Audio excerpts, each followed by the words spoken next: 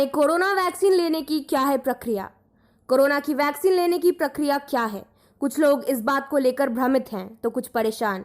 SKMCH के अधीक्षक doctor BS Jha ने इस संबंध में खास जानकारी दी। वैक्सीन के नोडल पदाधिकारी डॉक्टर भगवान दास ने भी कई महत्वपूर्ण बातों की जानकारी दी। आइए जानते हैं कि चिकित्सकों ने क्या कहा। एसकेएमसीएच अस्पताल अधीक्षक डॉक्टर बीएस झा से कोविड वैक्सीन के संबंध में कि इसके लेने की क्या प्रक्रिया है जानकारी प्राप्त कर रहे हैं। तो सर जरा सा ये बताया जाए कि कोविड वैक्सीन लेने के लिए किसी भी आदमी को क्या और कैसे करना होगा। हमारे यहाँ कोविड वैक्सीनेशन के लिए 4 काउंटर हैं। कोई भी आदमी जो अपना एक आधार कार्ड लेके आएंगे उन्हें यहाँ वैक्सीन मिलेगा। हमारे यहाँ कोवैक्सीन एंड कोविशील्ड दोनों उपलब्ध है। 45 से 59 वर्ष के मरीजों को विथ कोमॉर्बिडिटी 60 प्लस के लिए ओपन है, हेल्थ वर्कर के लिए ओपन है और फ्रंट लाइन वर्कर है उनके लिए ओपन है। तो किसी को किसी तरह का कोई दिक्कत नहीं होती है। उनके कोविड के नोडल अफसर डॉक्टर भगवान दास हैं और इम्यूनाइजेशन के नोडल अफसर पीएसएम के हेड डॉक्टर रविंद्र कुमार जी हैं। जी अच्छा, ये बताया जाए कि अभी जो चल रहा है फर्स्ट राउंड का वैक्सीन कोई लेने आ रहे हैं उनको भी पड़ रहा है और सेकेंड राउंड का आ रहा है उनको भी पड़ रहा है। जी हाँ, दोनों को पड़ रहा है। औसतन कितना पड़ जा रहा है पर डे सर? हमारे यहाँ डेट नंबर की कोई सीमा नहीं है, लेकिन औसतन 200 प्लस ही चल रहा है। लेकिन हमारा जो सेंटर है वो कितनी भी संख्या में लोग आएंगे उन्हें हम वापस नहीं होने देंगे। वो 400 हो, 500 हो, 600 हो, हम लोग काम कर रहे हैं और किसी को वापस नहीं होना पड़ रहा है।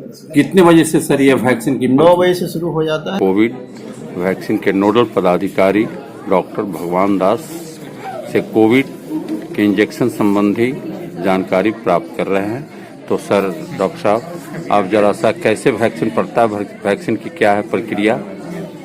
देखिए अभी जो हम लोग वैक्सीन यहाँ दे रहे हैं ये पहले सेकेंड डोज वाला भी दे रहे हैं और फर्स्ट डोज में वैसे व्यक्ति को दे रहे हैं जो कोमॉर्बिड पेशेंट हो, 45 से 59 तक जिसका उम्र हो और सीनियर सिटीजन अबव 60 ईयर्स का। सबसे पहले जो भी मरीज हम लोग के आ रहा है, आप देख रहे हैं सीनियर सिटीजन सब हैं, उनको वैक्सीन के विषय में बताया जाता है। वैक्सीन हमारे सुरक्षित हैं, सब कुछ हैं और उनको लेने की सलाह देते हैं। उसके बाद उनका बीपी लेते हैं, पल्स लेते हैं, ब्लड शुगर सब जांच करने के बाद एक कॉलम रहता है उसमें टिक लगाते हैं फिजिशियन, तो वो कोमॉर्बिड मरीज हो जाता है और उसको 45 से 59 के बीच में वैक्सीन अपलोड होकर वहाँ चला जाता है और वहाँ सिस्टर दे देती है। और 60 से जिनका ओवर एज है और ओवर 60 ईयर्स का भी यही प्रोसेस है। हाँ, लेकिन उसमें जो है का भी हम लोग चेकअप करके दे रहे हैं। उनका कौन कौन सा जांच, कोई जांच ऐसा भी है कि पहले से करा के लेकर के आना पड़ता है सर? नहीं, हम लोग यहाँ सब व्यवस्था है, हमारे सब फिजिशियन बैठे हुए हैं, आप देख रहे हैं। और ब्लड शुगर वगैरह सब कुछ यही जांच होती है सब करा देते हैं हम लोग। पहले से भी लेके आते हैं लोग, जी जी, वो दिखाते हैं सर्टिफिकेट, वो भी हम लोग कंसीडर करते हैं, हम लोग भी अपने से करते हैं। उसके बाद वैक्सीन दे रहे हैं और वैक्सीन काफी सुरक्षित है। अभी तक तो किसी को कुछ नहीं हुआ है। शुगर ग्रसित मरीजों को सर वैक्सीन पड़ सकता है या नहीं? किसको? शुगर से? हाँ, एकदम। कितना शुगर कंट्रोल है तो कितने आदमी को हम लोगों ने यहाँ वैक्सीन दे दी है। हाइपरटेंसिव को, शुगर, वही ना कोमॉर्बिड मरीज सब था। अच्छा। लेकिन वो कंट्रोल रहे तो ज़्यादा अच्छा है। लेकिन हम लोग दे रहे हैं, कभी किसी को कुछ नहीं हुआ।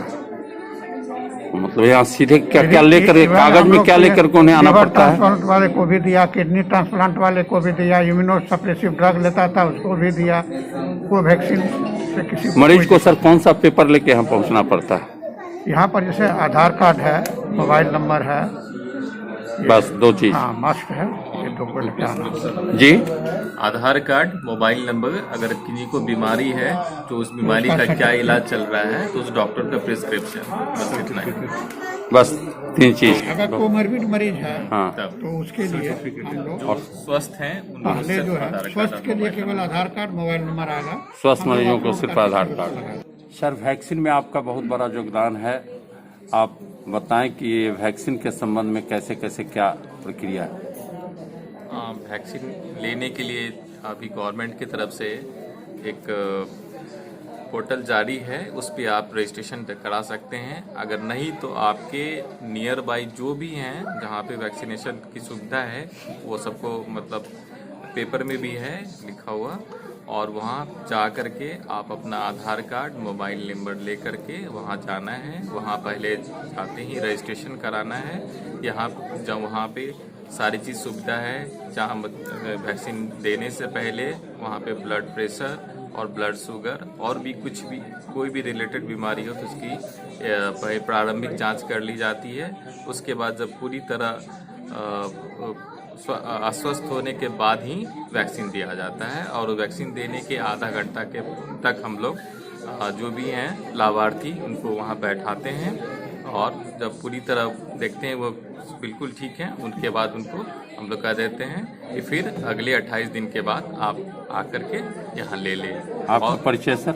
मेरा नाम डॉक्टर राजीव है, कम्युनिटी मेडिसिन में हूँ। आप सर अपना परिचय बताएं।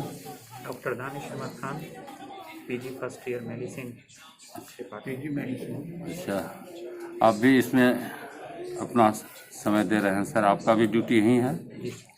तो इसमें क्या क्या सर मरीजों को एहतियात बरतना चाहिए वैक्सीन के बाद? वैक्सीन के बाद आधा घंटा हम लोग उसको वेट कराते हैं। उसमें देखते हैं कोई रिएक्शन तो नहीं हो रहा है। अभी तक तो कोई ऐसा रिएक्शन नहीं हुआ है। हल्का फल्का होता है साइड पे, इंजेक्शन साइड पे हल्का फल्का पेन, मैलेज ये सब बताया है। ऐसा नॉर्मली सारा पेशेंट ठीक हो गया। सर आप अपना परिचय बताएं। डॉक्टर रामबाबू प्रसाद, कम्युनिटी मेडिसिन से अच्छा, पीजी छात्र। और पर डे कितने मरीजों को सर ये वैक्सीन का प्रक्रिया जारी है? करीब करीब 200 के आसपास जो है यहाँ वैक्सीन लग रहा है प्रत्येक दिन। इसमें सीनियर सिटीजन है ना, वो भी आ रहे हैं। और कितने बजे से सर ये शुरू कर देते हैं? सुबह 9 बजे से शाम 6 बजे तक ये वैक्सीनेशन सेशन चल रहा है यहाँ। इस बीच में कभी भी मतलब कोई आएंगे तो उन्हें? हाँ, बीच में 20 मिनट 25 मिनट का लंच ब्रेक है, उसके बाद ये सेशन कंटिन्यू रहता है। के लेवल पर आ गया है।